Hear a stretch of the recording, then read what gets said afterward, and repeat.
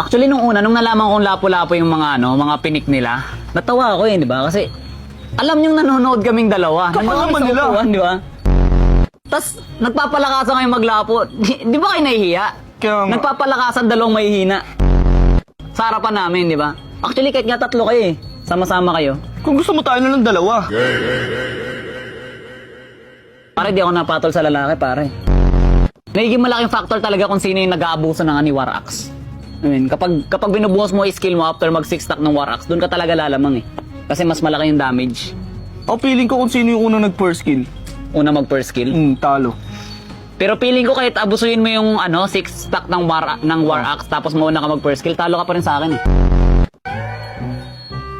Malinaw ka ata. Siguro nung time na di mo kinaya. No. Para sa akin, natalo si Okata doon kasi di ba minsan nag-ulti na si Reiko. Tapos may minion si Reiko, marami siyang minion wave. Para sa akin, dapat ang ginawa niya, ang kapal naman ng mukha mong sabihin hindi kita kaya. Nakita mo nung time na napatay ni Okata si Reko. Ganun din kita pinatay nung naglaban tayo. Diba nga? So, nice game. Nice game, guys. Magandang laban yung pinakita niya.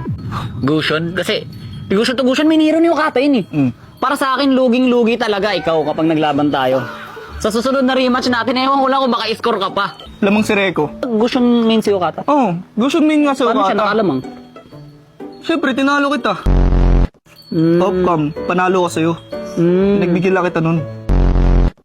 Pero hindi naman porket lock na yung daliri nilang dalawa, totoo na yung sinabi mo. Natatalo ka kapag may camera, so anong proof na natalo mo ako kung off-cam? So sa tingin mo, sino mananalo sa kanila? Para sa akin, maglaban na lang tayong dalawa. Tara na. Tara, Basta tayo dito. Ba't tayo nandito kasi? kanya-kanya na tayo. Tara na.